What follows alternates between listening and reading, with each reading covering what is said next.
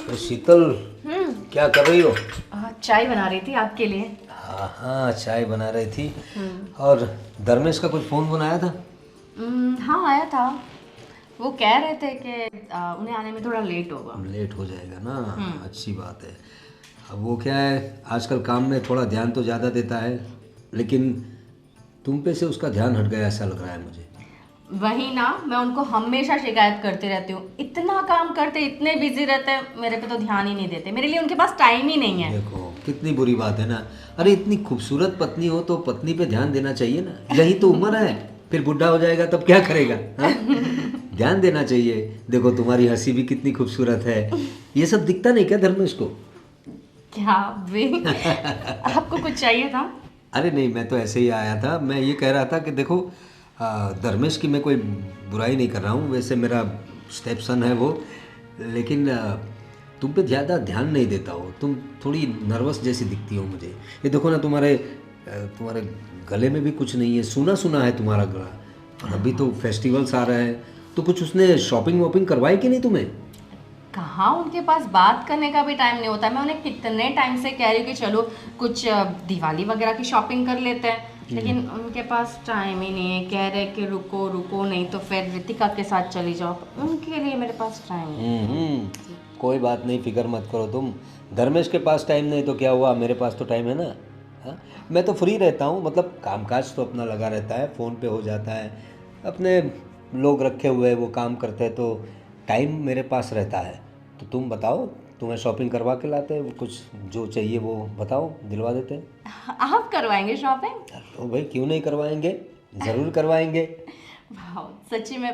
पापा जी, आप ना। पॉप पापा जी क्यों कहती हो मुझे? देखो, मेरी कुछ इतनी ज़्यादा उम्र भी नहीं है। अब मतलब पापा जी नहीं, कॉल मी प्रेम। मेरा नाम प्रेम है ना। मैं आपको नाम से कैसे बुला सकती हूँ? हाँ, माना कि हम ये आपके सौतेले बेटे हैं, लेकिन आपने कभी भी सौतेलेपन का एहसास ही नहीं होने दिया है हमें। हाँ, वही तो। कोई बात नहीं, तो क्या चाहिए तुम्हें? मुझे तो बहुत कुछ चाहिए। तो चलो मैं करवाता हूँ शॉपिंग। रियली? ठीक है, मैं चाय हो गई, आपको मैं चाय दे देती हूँ और मैं रेडी होके आती हूँ।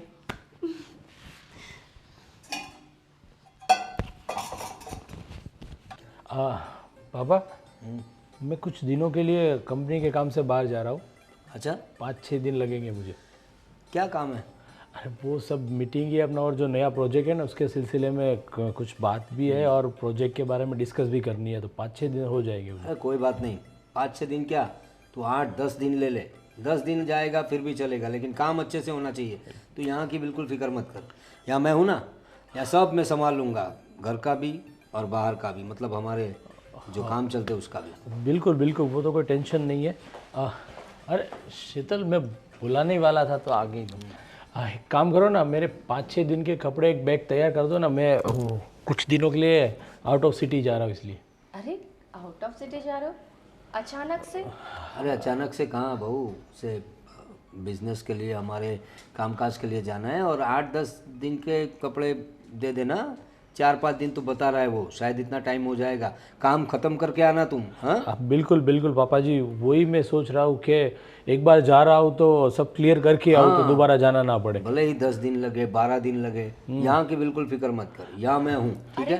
लेकिन मुझे बताना तो चाहिए था, तुमने तो कुछ बोला नहीं और अभी मुझे अचानक बोल रहे हो सामान पैक करो, उसमें जाना है। ऐसा क्या है कि बातें तो चल रही थी कई दिनों से, लेकिन जब तक क्लियर ना हो जाए जाना है तभी तो मैं बताऊंगा। तो बस अभी जस्ट कॉल आया कि बस निकलना है। बस वही मैं पापा को बोल रहा था कि 5-6 दिनों के लिए जा रहा हूँ, तो काम सब हो जाए तो क्या बारी बारी जाना ना पड़े, एक बार में निपट जाए सब काम। तो मैं तुझे बुलाने ही वाला था, उतने में तू आ गई। तो एक काम कर, सब मेरे बैग रेडी कर दो। अभी टाइम है आधा घंटे के बाद निकलना है मुझे, तब तक रेडी कर दो, ठीक है? आधे घंटे में निकल रहे हो तुम? अरे तो उसमें क्या हुआ बहू, काम काज ही अपना ऐसा है। और मैंने बताया वैसे सारी पैकिंग अच्छे से कर देना, किसी चीज़ के अंदर कमी ना रहे।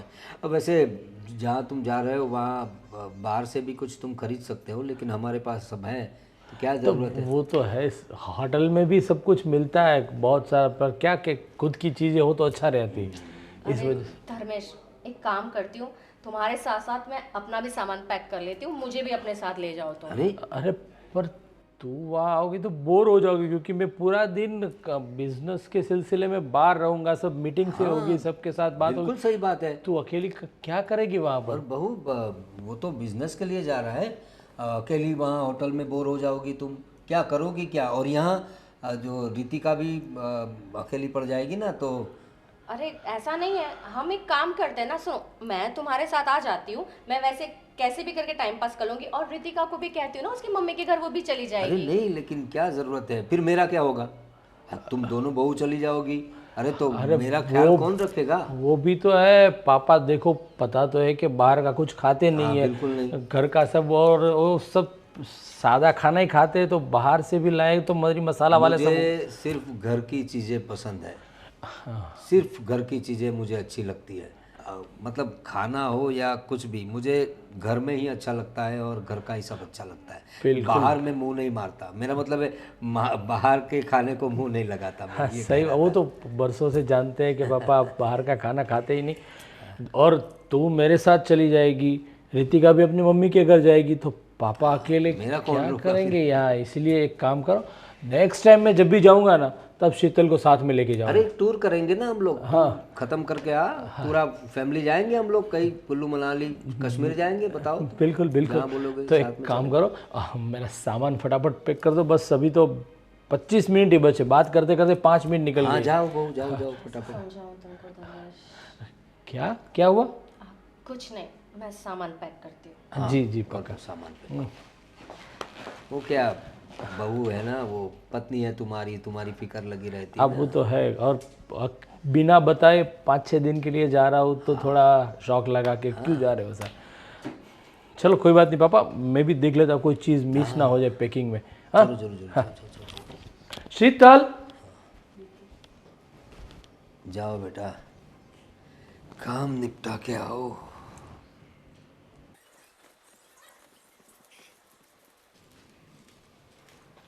रितिका बहू। अब जी पापा जी। अरे पापा जी क्यों बुलाती हो, प्रेम नाम है हमारा। और क्या कितना काम करोगी घर का, थक नहीं जाती हो तुम? अब क्या करे पापा जी, अपना ही घर है, अपने घर का काम हम नहीं करेंगे तो फिर कौन करेगा? पापा जी मत कहो, प्रेम नाम है मेरा।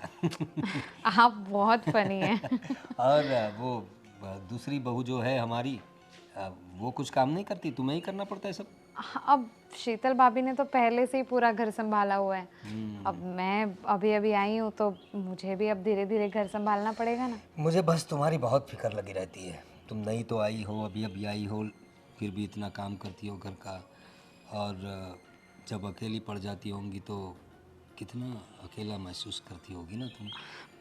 अरे नहीं नहीं, आप सब है ना, मेरा पूरा परिवार मेरे साथ है, तो फिर उसमें क्या ही अकेलापन। पूरा परिवार तो है, हम भी है ही, लेकिन जो पार्टनर होता है ना, अगर वो साथ में हो तो कुछ बात ही और होती है। कैसा है ना मेरा बेटा, वो कितने कितने दिन हो गए, इन पे कितने महीने हो गए, तुम्हें फ़ोन ऑन करता है कि नहीं? फ़ोन तो वो करते हैं, लेकिन वो क्या है पूरे दिन बिज़ी रहते हैं, तो वैसे हमारी बात रात को ही हो पाती है, और कई बार तो उनका काम ऐसा है कि रात को भी मीटिंग्स हो जाएं तो फिर रात में भी बात नहीं हो पाती। वो बाहर रहता है ना, विदेश में रहता है, तो जब हमारा दिन होता है तब उसकी रात होती है, जब उसका दिन होता है तब हमारी रात होती है। तो कैसे मैनेज करती हो इन रातों की दूरियों को? बस पापा जी, सोचना पड़ता है। आप मतलब वही है ना, एडजस्टमेंट तो करना ही पड़ेगा, और जय ने मुझसे पहले ही कहा था कि उसका सपना है खुद का बिजनेस खड़ा करने का, तो इसीलिए उन्हें दुबई जाना पड़ा, और मैं उन्हें पूरा सपोर्ट करती हूँ। मैंने तो उसे कहा था कि अपना अच्छा कारोबार है, अपने काम में ही लग जाओ, तो भाई को भी ज़रा बड़ी उड़ान भरनी है, इसलिए उड़ान भर के गए हैं बाहर। लेकिन तुम फिक्र मत करो, देखो रितिका, तुम ऐसे अकेली रहती हो, मुझे अच्छा नहीं लगता। अगर तुम्हें तन्हाई में किसी की ज़रूरत पड़े, मेरा मतलब है अगर तुम्हें अकेला महसूस हो, तो मैं हूँ 24/7 आवर्स अवेलेबल घर में ही। तुम मुझे बता सकती हो अपने प्रॉब्लम्स भी। हाँ, जी जी बिल्कुल फिक्र मत करना, जो भी हो मुझे बता सकती हो तुम, ठीक है? जी जी, मैं वो काम ख़त्म कर लेती हूँ।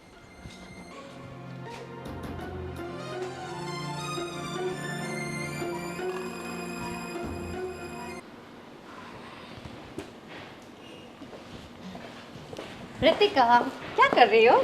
अब बस भाभी, हाँ। काम ख़त्म करके बैठी और कुछ नहीं।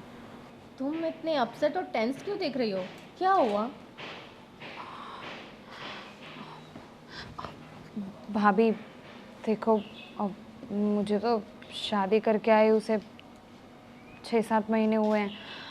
आप इस घर में इतने टाइम से हैं, तो मैं ये पूछ रही थी कि अब आपको, आप मतलब ठीक हो यहाँ पर? हम्म, हाँ मैं ठीक हूँ, लेकिन तुम ऐसा क्यों पूछ रही हो अचानक? क्या हुआ है तुम्हें? किसी ने कुछ कहा? आई मीन झगड़ा हुआ क्या तुम्हारे हस्बैंड के साथ? अरे नहीं नहीं, जय के साथ तो ज़्यादा बात ही नहीं हो पाती, झगड़ा तो दूर की बात है। अम, वो भाभी देखो, मैं ना ज़्यादा छुपाकर या गोल गोल घुमा के बात नहीं करूँगी, जो है वो सीधे सीधे कहती हूँ। देखो भाभी, बात कुछ ऐसी है कि मुझे ना पापा जी का बिहेवियर कुछ ठीक नहीं लगता। बिहेवियर ठीक नहीं लगता? मतलब कुछ कहा क्या उन्होंने तुमसे? डांटा क्या? हम, अरे नहीं नहीं, वैसे वाला नहीं। अब डांटे तो ठीक है, वो हमारे ससुर जी हैं, पिता समान है, डांटने का पूरा हक है, लेकिन अब बात ऐसी है ना कि वो, मुझे उनके इरादे पिता समान वाले लगे नहीं। अब भाभी, आपको नहीं लगता कि पापा जी कुछ ज़्यादा ही टची होते हैं? और मतलब मुझे उनकी नीयत ठीक नहीं लगती। अरे नहीं, आप उनका है ना थोड़ा सा फ्रैंक बिहेवियर है।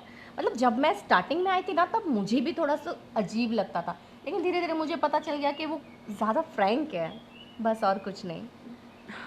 फ्रैंक होना अलग बात होती है, और बहू के साथ ऐसे टची होना, ये अलग बात होती है भाभी। और वैसे भी हम औरतें हैं, हमें तो किसी भी इंसान के टच से ही पता चल जाता है कि सामने वाले की नीयत कैसी है, वो उसके इंटेंशन कैसे हैं। और मुझे पापा जी के इंटेंशन कुछ ठीक नहीं लगे। मतलब मेरे लिए तो ये सब कुछ बहुत ज़्यादा अनकंफर्टेबल है।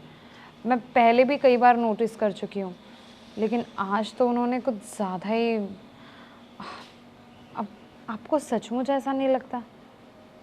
आ, ऐसा मुझे लगा तो था, लेकिन मैंने तुम्हें कहा ना, मुझे ऐसा लगा कि उनका सिर्फ ये फ्रैंक बिहेवियर है, इसलिए मैंने नज़रअंदाज करी इस बात को। बाकी रही टच की बात, मेरे साथ भी ऐसा होते रहता है। तो भाभी, आपको भी बोलना चाहिए, ये कोई अच्छी बात थोड़ी ना है। और वैसे भी अगर हम आज कुछ नहीं बोलेंगे ना, तो कल को ये सब चीज़ें और ज़्यादा बढ़ सकती हैं। तो मुझे लगता है बड़ी बहू होने के नाते आपको भी आवाज़ उठानी चाहिए, क्योंकि नेक्स्ट टाइम अगर मेरे साथ ऐसा कुछ भी हुआ ना, तो मैं तो सीधा सीधा बोल दूँगी। और ज़्यादा अगर मुझे नहीं ठीक लगा, तो मैं या तो अपने मायके रहने चली जाऊँगी, या फिर मैं जैसे कहूँगी कि कुछ भी करके वहाँ कुछ भी बंदोबस्त करे, तो मैं उनके साथ रहने दुबई चली जाऊँगी। ऐसे क्यों जाने की बात कर रही हो? ठीक है, मैं धर्मेश से बात करूं क्या? मुझे ठीक लगता है कि मुझे धर्मेश से बात करनी चाहिए, ना यही सही रहेगा। ठीक है, आपको जैसा ठीक लगे आप करिए।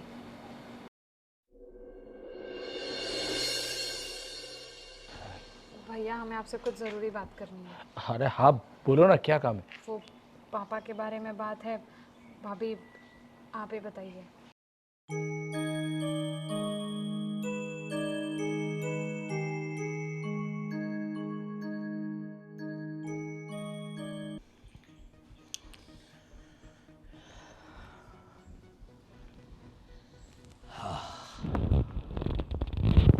मौका भी है, दस्तूर भी है।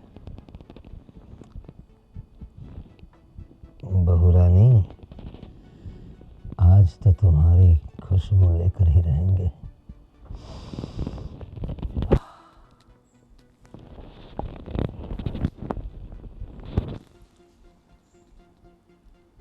शीतल बहू। अरे अरे पिताजी आप। पिताजी?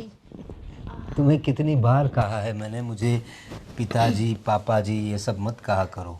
प्रेम, प्रेम नाम है ना मेरा, प्रेम से प्रेम बुलाओ। आप इस वक्त यहाँ पे कुछ चाहिए था? देखो बहू, तुम्हें मेरे इरादे तो पता चल ही गए होंगे। और सच बताऊँ ना तो मुझे तुम्हारी बड़ी फिक्र होती है। ये जो धर्मेश है ना मेरा बेटा, माय स्टेप सन, वो ये धर्मेश तुम पे ध्यान ही नहीं देता। देखो ना, मैंने उसे 2-3 दिन के लिए कहा था जाने के लिए, लेकिन वो 5-6 दिन बोल रहा था, फिर बोला मैं 8-10 दिन के लिए जाऊंगा। उसे तुम्हारी जरा भी फिक्र नहीं। 10 दिन उसके बगैर कैसे रहोगी तुम? जवान बीवी को छोड़कर ऐसे कोई जाता है क्या? हाँ, वो तो है, लेकिन अभी काम के लिए तो जाना ही पड़ेगा ना उनको, आप ही ने तो कहा था। देखो, काम तो मैं भी करता हूँ बहू, बहुत से काम करता हूँ, लेकिन सब मैनेज करता हूँ मैं। तो मैनेज करना चाहिए ना, मेरे बच्चे कब सीखेंगे पता नहीं। वैसे शॉपिंग तुमने की थी, जो चाहिए था सब मिल गया था ना? हाँ, मैं आपको थैंक्स कहना भूल गई। थैंक यू सो मच, आपने मुझे इतनी सारी चीज़ें दिला दी ना, मुझे बहुत अच्छा लगा। थैंक्स ऐसे सूखा सूखा कहोगी? आप तो कैसे कहते हैं? समझ जाओ ना बहू। देखो, तुम मेरे इशारे समझ तो गई होगी। हाँ, आपके इशारे मैं पहले दिन से समझ गई थी। तो मैं तुम्हारी हाँ समझूं? अभी हाँ ना कहने को बचा ही क्या है अभी। सही बात है तुम्हारी। तुम्हारे बाल, वैसे मैंने आगे भी तुमसे कहा था, बड़े खूबसूरत बाल हैं तुम्हारी तरह। ये तो बस आप ही हो जो इतनी तारीफ करते रहते हो, बाकी धर्मेश ने तो ऐसा कभी नहीं कहा। वही तो बात है, धर्मेश को तुम में कुछ दिखता क्यों नहीं? अरे, मैं ऐसे पूछ रही थी कि मतलब ये धर्मेश आपके सौतेले बेटे हैं और आप मुझे इस तरीके से कब से, मतलब कब से आप मुझे? जब से तुम इस घर में आई हो। देखो, मैंने ऐसे ही तुम्हारे पास आने का नहीं सोचा। अच्छा, तुम एक बार मेरी हो जाओगी ना, मैं मेरी पूरी जायदाद तुम्हारे और धर्मेश के नाम कर दूंगा। क्या बात कर रहे हैं? मतलब अगर मैंने आपके साथ, मतलब ये जो आप कह रहे हैं वो कर लिया, तो आप पूरी प्रॉपर्टी धर्मेश और मेरे नाम कर देंगे? हाँ, क्योंकि देखो मेरे पास काफ़ी सारी प्रॉपर्टी है। मेरा जो सगा बेटा है वो तो यहाँ रहता नहीं, दुबई में है, और काफ़ी बिजनेस उसने वहाँ भी बढ़ा रखा है, तो उसके पास भी काफ़ी पैसा है। रितिका को भी वैसे कोई प्रॉब्लम नहीं है पैसों की। धर्मेश थोड़ा मेहनत करता है, थोड़ा उसका ख्याल रखना पड़ेगा ना मुझे। स्टेप सन जो है मेरा, तो मैं सोच रहा हूँ एक बार तुम अगर मेरी हो जाओ ना, तो पूरी प्रॉपर्टी, पूरी जायदाद तुम दोनों के नाम कर दूंगा। लेकिन तुम्हें सिर्फ मेरे साथ रहना पड़ेगा। देखो, हम किसी को पता नहीं चलने देंगे, लेकिन जो मुझे चाहिए वो तुम्हें देना पड़ेगा। हाँ, सब्र तो कीजिए आप। मैं ऐसा कह रही थी कि आप सिर्फ मुझे ही इस नज़र से देखते थे। आई मीन मतलब घर पे आपकी दूसरी भी तो बहू है ना, या वो भी आपको पसंद है, ऐसा कुछ? नहीं नहीं नहीं बहू, नहीं। रितिका में वो बात कहाँ जो तुम में है। मैं तो बस तुम्हें ही चाहता हूँ। अरे, तो बेंगलोर गया था ना, और हाँ, ये बहू का सर दुख रहा था धर्मेश, तो मैंने सोचा उसका सर दबा दूँ। घर पे कोई है ना, रितिका भी नहीं है, तो उसका सर दबा रहा था मैं। हाँ बहू, सही बात है ना, तुम्हारा सर दुख रहा था। अरे चुप, मुझे सब कुछ पता है। इसीलिए मैंने ये 5-6 दिन बाहर जाने का नाटक किया था। व्हाट? ये सब नाटक था? बिल्कुल। जो आप रितिका के साथ और शीतल के साथ जो बर्ताव कर रहे थे ना, उसके बारे में मुझे सब कुछ पता था। अभी आप जो कुछ भी कर रहे थे वो सब का सब मैंने सुना हुआ। सुना? जी। ये देखिए, इसमें आपकी हरकतें सारी सारी धर्मेश ने सुन ली है। तो ये मतलब तुमने पहले से रिकॉर्डिंग शुरू करके रखा था? मुझे पता था कि धर्मेश घर पर नहीं है। मुझे अकेली देखकर आप उसका फायदा उठाने के लिए जरूर कमरे में आएंगे, इसलिए मैंने ये धर्मेश को कॉल लगाकर फोन छुपा दिया था। सच कहूं तो मुझे शर्म आती है। मैंने आपको पाप समान समझा, लेकिन आप इतने गिरे हुए इंसान निकले। अरे मैं तो सौतेली बहू हूं, लेकिन आपने तो अपने सगे बेटे की बहू को भी नहीं छोड़ा। इतने नीच इंसान है आप।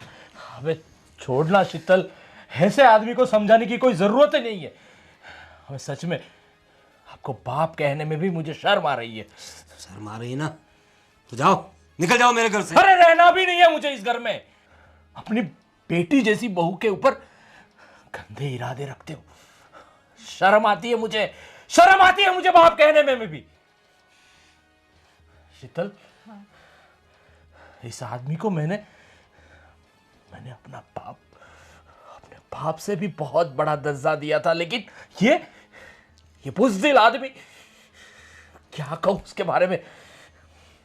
छोड़ो धर्मेश, हमें नहीं रहना, मुझे नहीं रहना ऐसे घर में जहाँ पे एक बहू को इस नजर से देखा जाए। आज पता नहीं क्या हो जाता अगर सच में तुम चले जाते। न जाने आज क्या हो जाता। जब से तूने पहली बार मुझे बोला ना, तब तो मुझे शौक लगा था कि पापा ऐसा कर ही नहीं सकते, पर इनकी सब हरकतें। मैं 5 दिन के लिए जाना चाहता था तो मुझे 10 दिन के लिए भेज रहे थे। तभी मुझे और शक हुआ कि पापा की करनी और कथनी में फर्क है। और तो क्या, मैं भी इस घर में रहना नहीं चाहता ऐसे जलील बाप के साथ जो अपनी बहू के ऊपर गंदी नजर डालते। देखो, कुछ नहीं सुनना है हमें, और कुछ कहने के लायक भी नहीं रहे हो आप। नहीं शीतल, हमें भी नहीं रहना इसके घर में जहां बहू बेटी की इज्जत नहीं करते। चल।